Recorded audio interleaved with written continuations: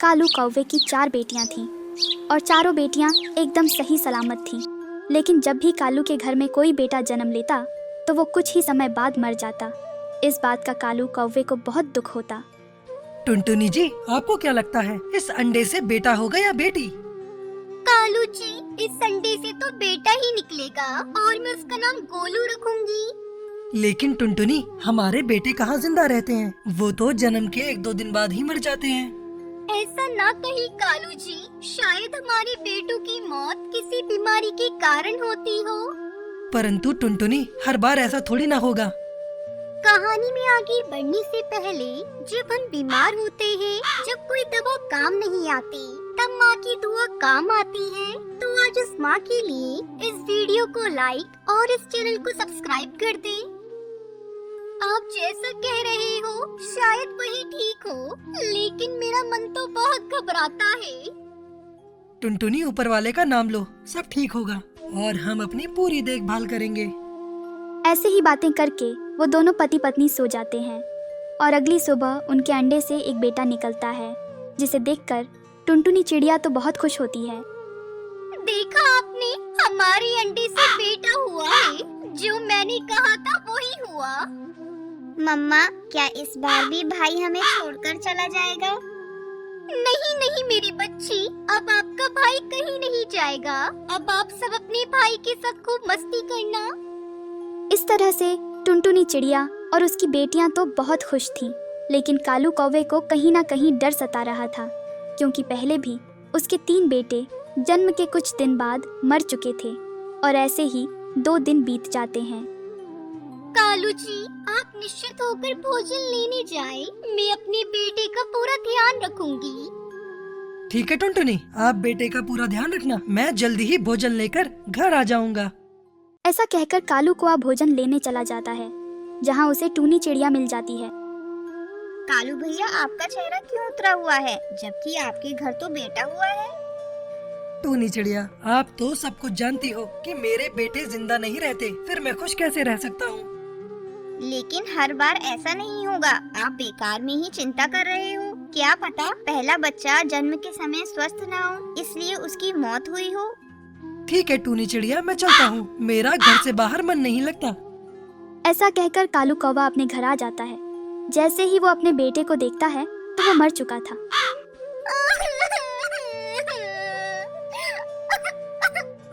कालू जी, हमारा गोलू भी बाकियों की तरह चला गया। हमारे गोलू को क्या हुआ था? बुखार, बस थोड़ा सा बुखार आया था। जब तक मैं डॉक्टर के पास ले जाती, तब तक तो ये मर गया। इस तरह से कालू का परिवार फिर से दुखों में भर जाता है और कालू कौवा तो इस गम को भूल ही नहीं पाता। एक दिन कालू कौवे का दोस्त बंटी उसे एक पेड़ पर मिलता है। कालू भैया, आपने क्या हालत बना ली है। अपने ऊपर थोड़ा सा भी ध्यान नहीं देते। तू कितना दुबला हो गया है, अपने ऊपर थोड़ा सा तो ध्यान दे। दोस्त, मैं क्या करूं? अपने बेटे का गम मैं भुला नहीं पाता। बस दिन रात उसी की यादों में खोया रहता हूँ। ये ले दोस्त, ये दारू पी, जो सारा गम भुला देती है। तू भी इसे पीना शुरू कर दे, फिर सारे गम भूल जाएगा। क्या तुम सच कहते हो?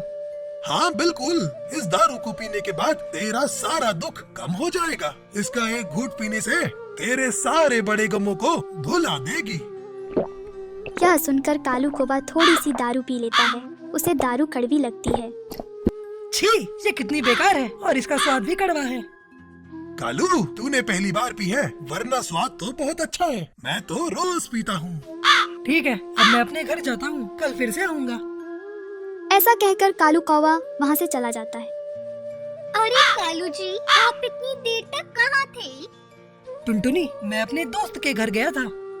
क्या कालू जी, आपने शराब पी रखी है?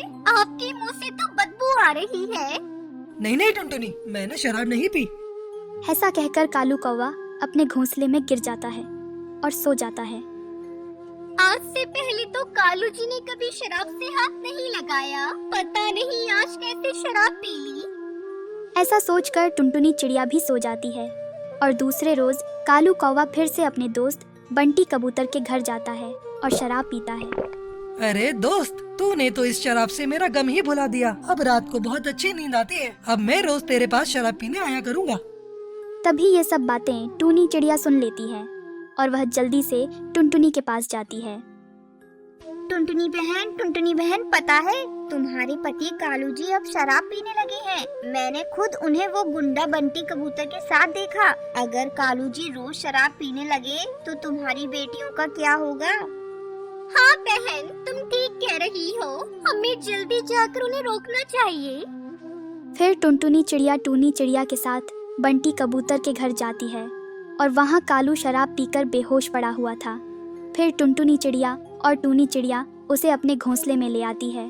थोड़ी देर बाद कालू को होश आता है और वह कहता है, आप दोनों यहाँ? मेरा दोस्त बंटी कहाँ है और मेरी दारू कहाँ है? आप अपने दोस्त के घर बेहोश पड़े थे और बंटी भी वहाँ नहीं था। वो तो अच्छा हुआ जो टूनी चिड़िया में समय पर जाकर आपको यहाँ ले आए। हाँ कालू भैया, आप तो इतने बुरे ना थे, फिर आप इतनी शराब क्यों पीते हो? टूनी दोस्त, मैं अपने गम को भुलाने के लिए शराब पीता हूँ।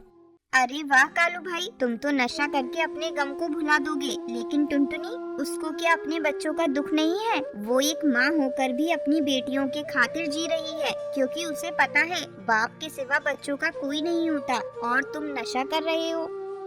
टूनी चिड़िया की ऐसी बातें सुनकर कालू कौवे को अपनी गलती का एहसास हो जाता है और वह सभी से माफी मांगता है।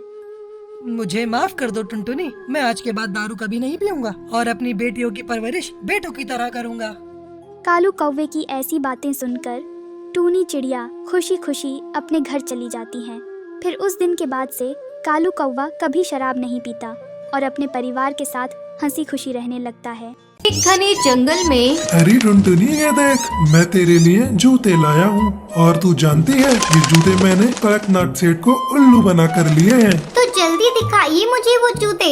ये देख, कैसा है? अच्छा है ना? अरे मुफ्त का माल तो अच्छा ही होता है, लेकिन ये क्या, इसके आपने मैचिंग मोजे नहीं लिए? लालच करने में आपने कंजूसी कर ली। अगर मैं होती तो एक की जगह 2 जूते लेती। मैं बताती हूँ, कल तुम सेठ के पास जाना और मैचिंग मोजे के पैसे ले लेना। क्या टुनटुनी, इससे तो बॉस को मेरी लालच के बारे में पता चल जाएगा। तो ठीक है, अगली बार से ध्यान रखना। तभी चिंकी आती है। अरे चिंकी, तेरे हाथ में क्या है? माँ, मिट्टू अंकल जी जा रहे थे तो मैंने उनसे 5 टॉफी खरीदवा ली। तुम मुझे मारोगी तो नहीं ना? अरे नहीं बेटा, तूने बहुत अच्छा किया। तो बिल्कुल अपने माँ बाप की नक्शे कदम पर चल रही है। चल, अब मैंने चावल दाल रख दिए हैं, उसे खा ले। मैं बुलबुल आंटी के यहाँ जा रही हूँ। ये कहकर टुनटुनी बुलबुल के घर चली जाती है। अरे टुनटुनी, आओ आओ, बड़े अच्छे मौके पर आई हो। मैं तुम्हारे घर आने वाली ही थी। क्यों, क्या बात है बुलबुल? और ये क्या, तूने इतने सारे बैग क्यों पैक किए हैं? कहीं जा रही है क्या?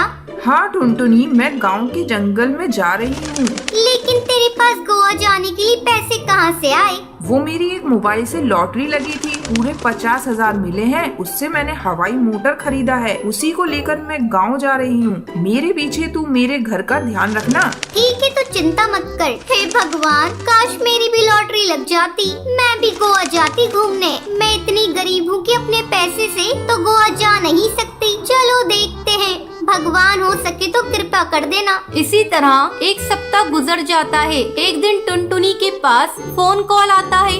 हेलो, आप कौन? अरे बहन जी, आपकी 2 करोड़ रुपए की लॉटरी लगी है। क्या 2 करोड़ की? हाँ हाँ बहन जी, आपने सही सुना, लेकिन आपको ये इनाम पाने के लिए कुछ पैसे देने पड़ेंगे। ठीक है, मैं अपने पति से बात करके बताती हूँ। टुनटुनी खुशी के मारे झूम रही थी। बंटी, ये देखिए, हम लोगों की 2 करोड़ की लॉटरी लगी है, लेकिन उन पैसों को लेने के लिए कुछ पैसे देने पड़ेंगे। ठीक है टुनटुनी, इसमें कौन सी बड़ी बात है? 2 करोड़ रुपए पाने के लिए मैं कुछ भी कर सकता हूँ। इसके लिए तो मैं अपना घर भी गिरवी रख सकता हूँ। दूसरे दिन टुनटुनी उस नंबर पर फोन लगाती है। हेलो, ठीक है सर, आप बताइए मुझे कितने पैसे जमा करने पड़ेंगे? कुछ ज्यादा नहीं, बस 2 लाख रुपए। मैं एक नंबर आपको मैसेज कर दे रहा हूँ, आप उस नंबर पर पैसे डलवा दीजिए। पैसे डलते ही 2 करोड़ रुपए आपके खाते में आ जाएंगे। 2 करोड़ के लालच में आकर बंटी और टुनटुनी अपना घर बेच देते हैं और 2 लाख उस फ्रॉड स्टार को दे देते हैं।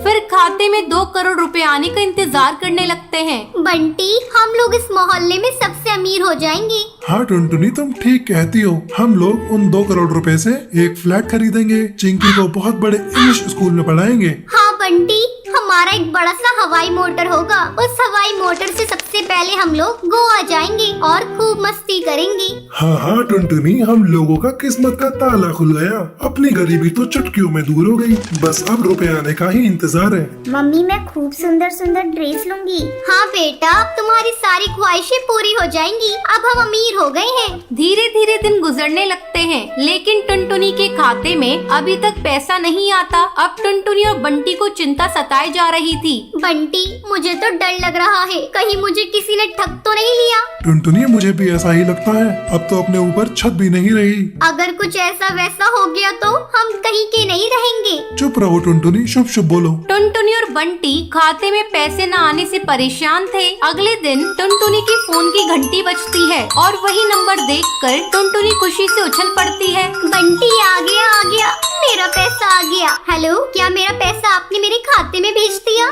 बहन जी, आपके मोबाइल पर एक OTP जाएगा और जैसे ही आप उसे मुझे बताएंगी, आपका पैसा आपके बैंक में ट्रांसफर हो जाएगा। टुनटुनी फ्रॉड स्टार को OTP बता देती है। तभी टुनटुनी के मोबाइल पर एक मैसेज आता है। हाय बंटी, हम लोग लुट गए, बर्बाद हो गए। हम लोगों के लालच ने हम लोगों को कहीं का नहीं छोड़ा। जो बच्चा कुचा पैसा बैंक में था वो भी चला गया। टुनटुनी और बंटी अफसोस करते रह जाते हैं। उन्हें उनके लालच का फल मिल चुका था।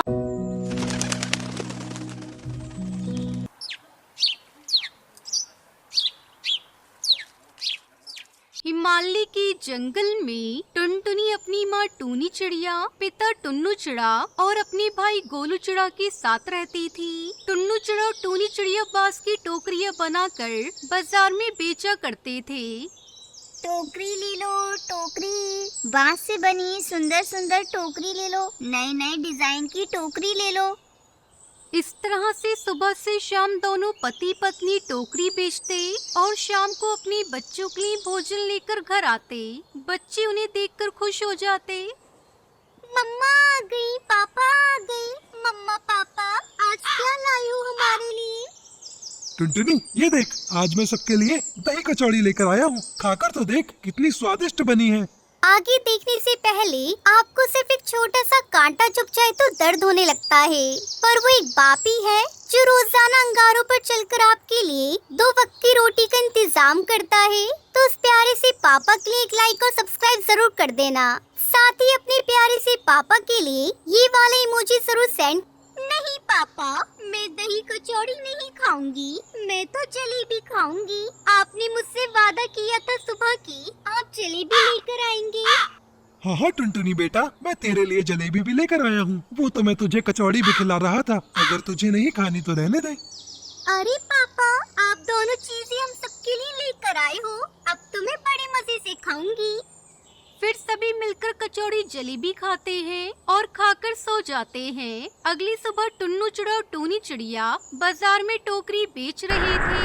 तभी एक तेज तूफान आता है और उनको अपने साथ ले जाता है। टुन्नू और टूनी चिड़िया उड़ते उड़ते पेड़ से टकरा जाते हैं, जिसकी वजह से उन दोनों की मौत हो जाती है। ये खबर सुनकर टुनटुनी चिड़िया की मौसी सुंदरी कौवी और मौसा कालू कौवा वहाँ आते हैं। हाय, ये क्या हो गया भगवान। इन दोनों छोटे छोटे बच्चों को कौन देखेगा, कौन इनका ख्याल रखेगा। आपने ये क्या कर दिया भगवान। इन छोटे छोटे बच्चों पर दया करिए। टुनटुनी चिड़िया की मौसी सुंदरी कौवी और मौसा कालू कौवा रोने का झूठ मूठ दिखावा करने लगते हैं। ये बच्चे अनाथ हो गए, यहाँ इनकी देखभाल करने वाला कोई नहीं। अब हम इन्हें अपने साथ लेकर चलते हैं।